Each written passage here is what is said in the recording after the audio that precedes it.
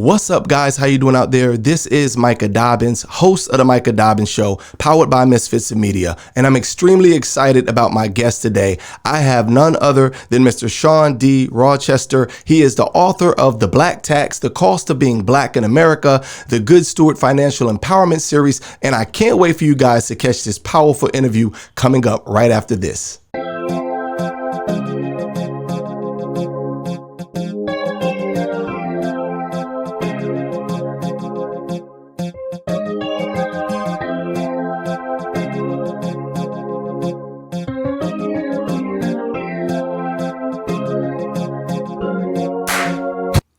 All right, guys, glad that you're here. And as I stated earlier, my guest is none other than Mr. Shawn D. Rochester. I'm excited about him being here. Hey, Mr. Rochester, how are you doing today?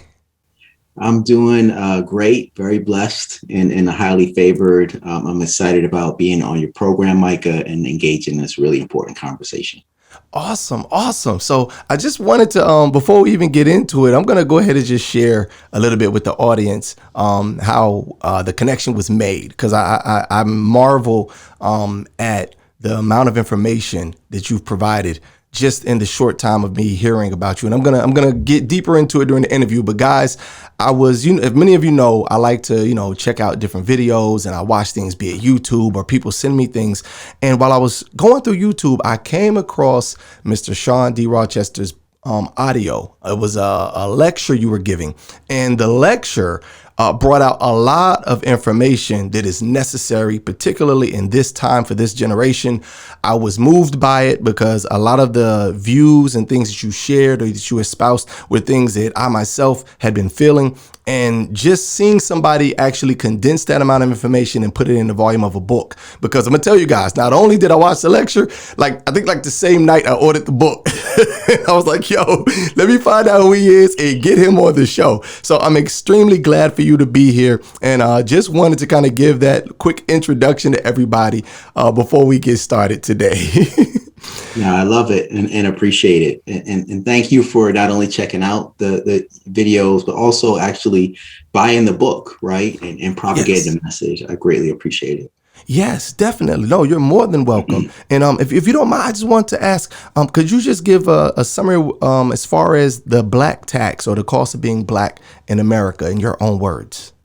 Yeah, so the black tax is the financial cost of conscious and unconscious anti-black discrimination that emanates from individuals or corporations or institutions that has an economic impact on black people, right? It exists in the present, it has existed in the past, and the projections are it will continue to exist unless we take some consistent and significant actions to be able to bend the curve on that. And I appreciate you sharing that with us and just kind of giving a brief summary of the book. Guys, I can really tell you there's so much information that is packed into this book that even just hearing that summary, there's just so much more that you have to get. And I highly recommend it for you to go get it. I noticed that there are those, even in modern times, who try to make arguments against some of the inequities and some of the things that are unfair that go on that black people have to deal with on a day-to-day basis. So I found your book was very vital to helping dispel some of those rumors and myths that, there's no issues. We've moved forward as a country. We're doing much better now. But when you read the book, from what I've gathered, I've seen you give statistical data that shows evidence that this is really going on, that it's not just something in people's minds, but brothers and sisters are really experiencing a black tax on a day-to-day basis, some ignorant, not even knowing it. So I appreciate you for even taking the time to write the book. Now, this wasn't your only book, was it? Because I discovered that you have a series. You have some other ones. Yeah, so I have another book called CPR for the Soul, right? Yes. And CPR is like a double acronym, right? It stands for let me start with the soul. Soul stands for stewardship, ownership, and legacy, right? So it's actually stewardship leads to ownership, which ultimately leads to legacy. So that's what that's about. The CPR part is really what is our charge? What are we here to do, right? The P is really for prayer of empowerment, which I lay out in the book, because this is hard, right? Doing this stuff is hard, and you really need to be tied to a strong foundation throughout the journey. And what is our responsibility? right? Right. I think a lot of people are familiar with the word responsibility, but they don't really understand what it means, right? And to be responsible means that you understand that what is required of you is greater than what is desired All by you. right. You know what I mean? So that Yes. book is all about how do we handle, manage, and grow our limited economic resources to their highest and best use to drive cash flow, to make sure we're the only ones who have claims on our assets, and to make sure Yes. that we're in a position where we can leave a legacy for our children and their children, right? Right.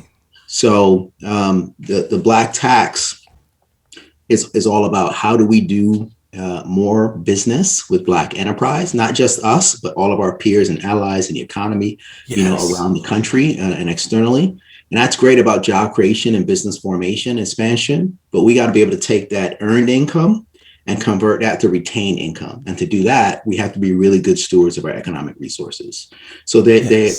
they fit hand in hand, right? We can drive more resources to families, but we got to help families retain more so that they can now invest and grow those resources. Yes, I'm glad you brought that out, and I'm glad you broke down each book because I read through, and I actually have a physical copy here. I'm showing you guys on camera. I read through this one, and I want to get the other so that I can have the complete set.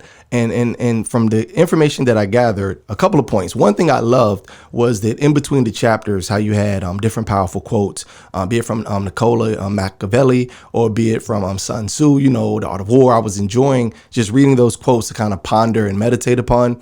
I like the fact that they were like boxes that were, for me, it was almost like a checklist, like make sure you study each point, that you get this, you know what I mean? Because this is important, and I love the fact that you brought out some of the studies, because one in particular that really jumped out was the names that people name their children, how people take it for granted sometimes. And when I was looking at the study, I believe you had gotten it from the University of Chicago, it was showing that when the applications were presented to these companies, the more ethnic names were less likely to get calls back. I think like up to like 50% it said, but Yeah. the Eurocentric names per se would get more attention. And Right. what was interesting that I loved about your book was that you not only just broke down from the names, but you covered from the lawyers to the doctors to, be it automobile, if you're going to buy a car, all of these different things that play a part. The insurance companies, because many people forget about that.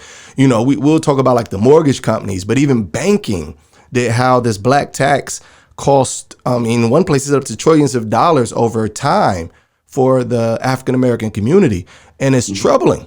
It's really troubling for me as a black man raising, I got 4 sons and 2 daughters. I'm raising kids in this. So this book was really a blessing to us because it helps to fine tune and put things in perspective.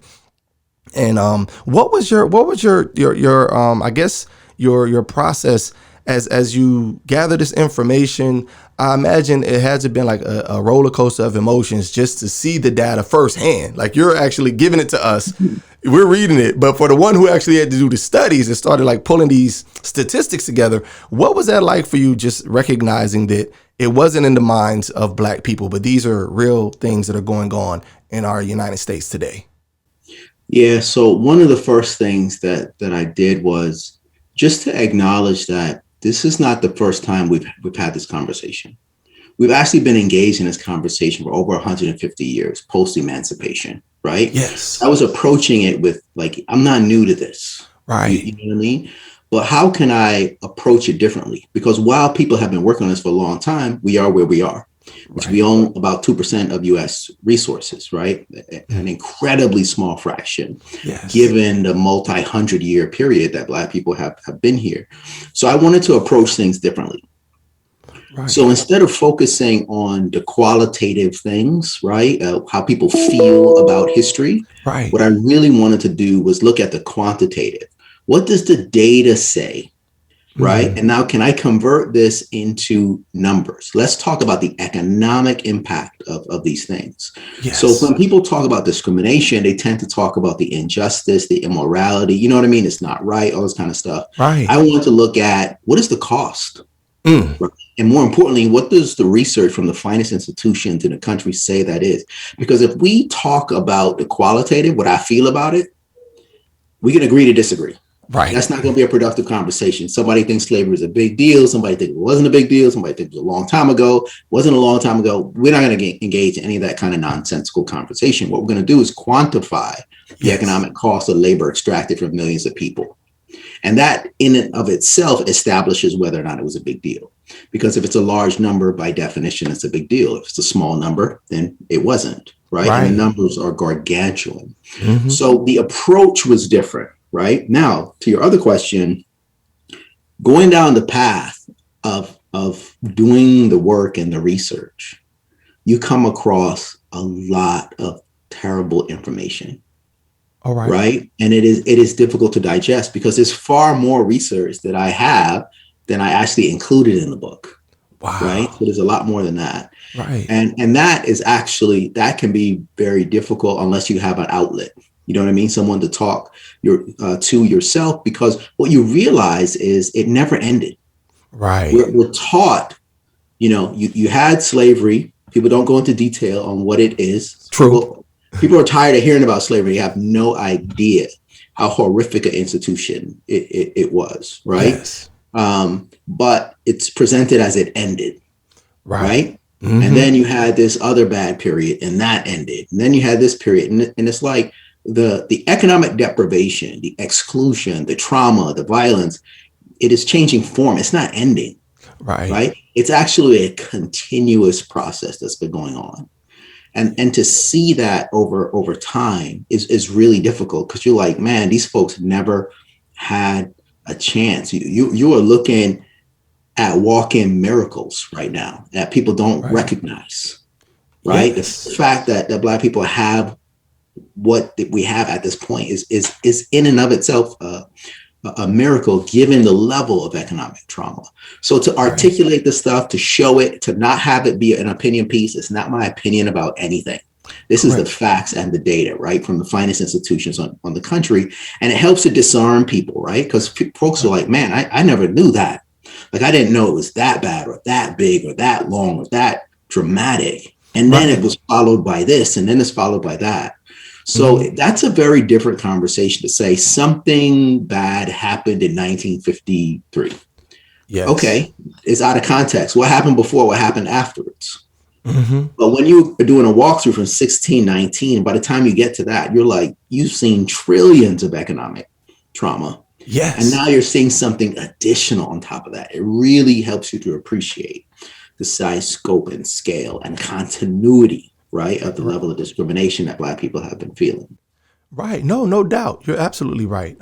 Just hearing you break down, even like you said, just the time period. And I agree totally that there are walking miracles amongst us who've been through so much and don't even realize what it took to get over some of those hurdles that have been placed in their way. I talk with people from, different viewpoints at times, and I've had some that have come with the mind frame of, well, hey, look, that was so long ago. And I love the fact that your book kind of shows us that, hold on, guys, after this, we have the Reconstruction period. Oh, yeah. Then after this Reconstruction period, don't forget, you had the separate but equal. You had your Jim Crow. You had your redlining. So you break down each of these different timepieces that are still relative today that we still feel the effects of. And I love the fact that the data you bring puts it into 2021, showing us like, hey, look, there was a interracial couple that tried to get their house appraised, and they got two different valuations set based on which race was in the home.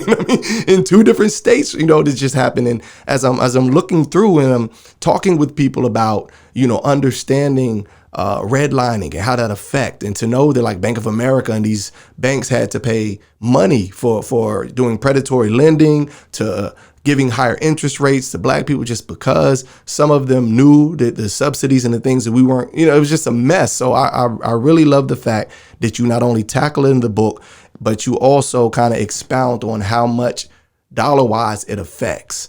And I think this is one of the main takes that I got from the book, was that it's tough to be, Black in America. If I think just like a year ago, they legalized, I believe in California, where you can wear natural hairstyles. Brothers and sisters couldn't even wear their natural hair, without being penalized for it, So these kinds of conversations are necessary, I think, to turn the tide. And one of the things I loved most about your book was you also gave answers, because I have a saying that I tell people on the show often. I was like, well, anybody could tell you that the building's on fire, but I need you to show me where the water is, bring some water, help put the fire out. What are some ways to turn the tide? And I don't want to put words in your mouth, but you said a lot that we can do to turn the tide by way of, education and dealing with the inner city and lobbying for governments. Could you just share some other input or ideas you think that could possibly help turn the tide for, Black people in our modern society now? Yeah. So one of the important things we got to do is start with the framework, right? So I introduced this economic framework that's called PHD, right? And it stands for Purchase, Hire, and Deposit in ways that create jobs, create and expand business, and provide capital in the Black community. All right. Then we got to go into why is this PHD thing important, right? Yes. And it's important because pre-COVID, we're missing about 6 million jobs across the broader Black community. We're missing about 1.4 million businesses that are large enough to have employees, right? Right. These are the largest, most critical business. We're literally missing 1.4 million. We only have about 110,000 of those now. We should be at 1.5 million. It's a gargantuan gap. Yes. And then, of course, you have the wealth gap itself, which is 14 trillion. It's $841,000 between the average white and Black family across 17 million Black families. That's where that 14 trillion comes. It's gargantuan, right? So yes. The things that we do as individuals, that we do as organizations and churches and universities and governments and various other entities have to have the direct stimulative impact on job creation, business formation and expansion, and capital availability and affordability in the Black community. Yes. As individuals, that's how we choose to spend our money. All right. Now, it's important to understand that as a group, we spend about 2% of our income on Black enterprise. About 2%. It's too right? low. Like, that's not a winning strategy and position. Like, that has got to change, immediately, right? You can't expect other people to do what we won't do, ourselves, right? Correct. So, and that's, you can just start with things that are meaningful. If you're fortunate enough to be able to buy a home, include a Black realtor in that. All right. Right? You're going to have to insure it. You know what I mean? Because it's wise and it's prudent and the bank is going to require it. Make sure you have a Black insurance agent or broker that's engaged in that process. You may want to invest in it to turn that house into a home, right? Upgrade the kitchen, the bath, the roof, whatever. There are terrific, Black roofers and HVAC and plumbing and electricians and a whole host of folks who should be utilized for those types of things, even to the extent possible. If you can engage with a Black bank to do the financing, these are things that are driving economic stimulus through our business, enterprise, and infrastructure, right? Really, really important. When at our companies advocate for more Black enterprise to be within their supply chain, corporations spend less than 2% of their procurement dollars on Black enterprise, right? Government, federal, state, local spends less than 2% on Black enterprise, right? So we got to be talking with our politicians saying PhD matters to us, right? We want to see your plan that's going to be stimulative for job creation and business formation and expansion, capital availability, right? And affordability in, the Black community, specifically, right? The framework is how you judge the impact of the plan or the action or the policy. So if you put a plan together, let's say I come up with a plan, you come up with a plan, right? All right. The way we measure which plan is better is which one is going to have the greatest impact on job creation, business formation and expansion, and capital availability and affordability, right? It depersonalizes it. It gives us the nomenclature to ask for what we want and what we need. Yes. You have to be specific. Right. I'm talking about Black enterprise and I'm talking about Black communities. I'm talking about Black business infrastructure. Right. I'm a big supporter of everybody. I want everybody to win. Right. Correct. But I don't want to see them winning at Black people's expense, because the tide rises for other people and then it doesn't rise for Black people and they don't reach back and pull up Black folks. Right. That's true. So you got to be specific.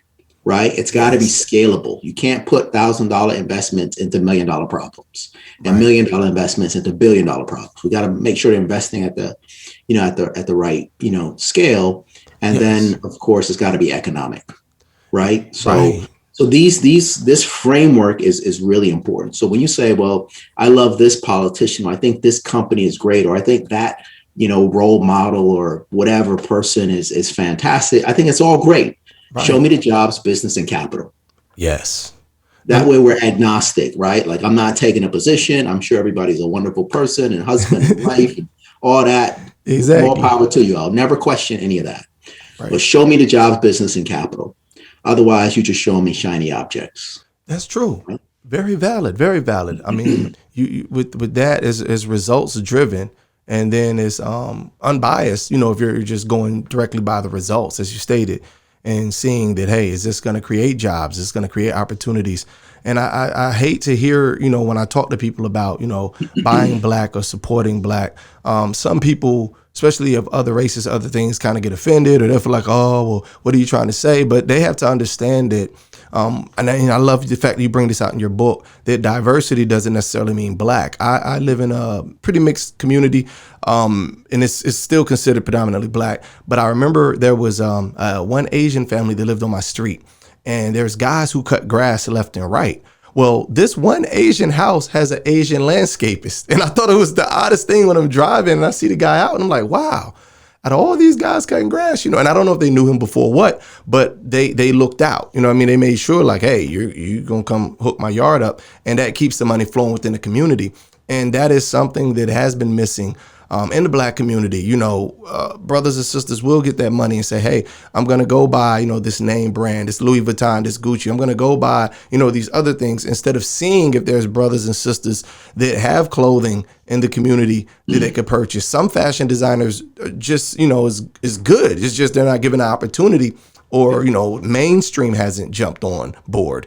And I've even seen situations where people have said, you know, well, I'll buy from you, brother, but I want a discount, I want a hookup. But we got to get out of that mindset and really pay what we should pay for the product and the services and the goods, and to keep that money circulating within the community. Because even as you stated, it not only helps that brother or sister's business, but it keeps everybody as a community in check when we're, you know, ebbing and flowing, and making sure that we're keeping it in the center of the community. Unfortunately, and you brought it out, there are those who come up and then it's like, thank you guys, I'm out, you know, versus really staying down. And that's something that I definitely want to see some ways we can curb that. But for the most part, I try to make it my business when I see a brother or sister with a company or business to try to support, and even to try to get more young minds to think like that. Because, you know, one of the acronyms that you had was like that I read was optics, you know, opportunity, trade, industry, innovation, capital, skill, security. And as I'm meditating on these things, and then like you stated, PhD and soul, I'm like, man, look, if more young people could learn these lessons, even in our inner cities and community schools, if they could say, hey, you know, we're going to let you play sports, we're going to let you do all these things, but there's a course we want to give you called the Black Tax, the cost of being black in America. So many people don't want CRT in school. Maybe they could bring the Black Tax in school and kind of help these kids to see this then, if that's their dilemma, so that it can give us a clear path and a fighting chance. Because I definitely want to see better. And one of the side notes you put on there is what you could do to help create the 6 million jobs and 1.4 million businesses that are missing in the black community. Those are astronomical numbers, guys. If you haven't caught on by now, we need to turn the tide. And my appeal to the audience, share this message, get it out, buy the book, let as many people as you know out there know about the Black Tax, the cost of being black in America, and help them to understand. Let me ask you also though, kind of got off my soapbox a little bit because I'm passionate about the message. What has been the reaction that you've received thus far? I saw you got to do some lectures and things, but what has been the reaction that you've gotten from both, I guess, black and white counterparts since publishing your books?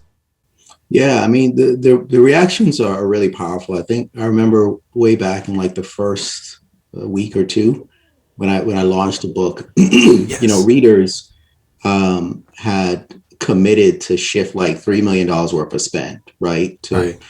To black businesses, right? You've had, you know, it causes a paradigm shift, right? People are like, my God, I never knew this, or I never knew the extent or the detail, right? Right. And what can I do to shift? How do I play a role?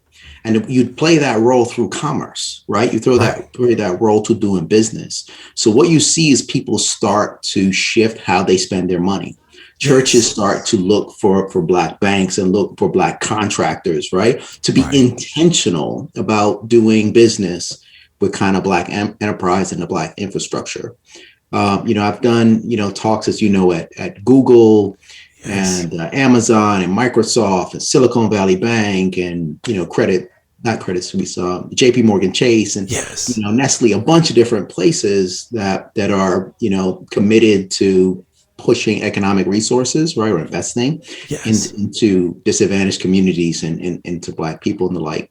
So I spent a lot of time evangelizing, for lack of better words, Right. educating people about the enormity of this economic impact and how they can affect change, right? By Right. driving PhD in their own ecosystem. So you see change on an individual level, you Yes. see change on an institutional level, right? And you start to see change on a group level. Right. So those things absolutely happen, right? Like I'm very good at the paradigm shift. Like that's not a problem anywhere.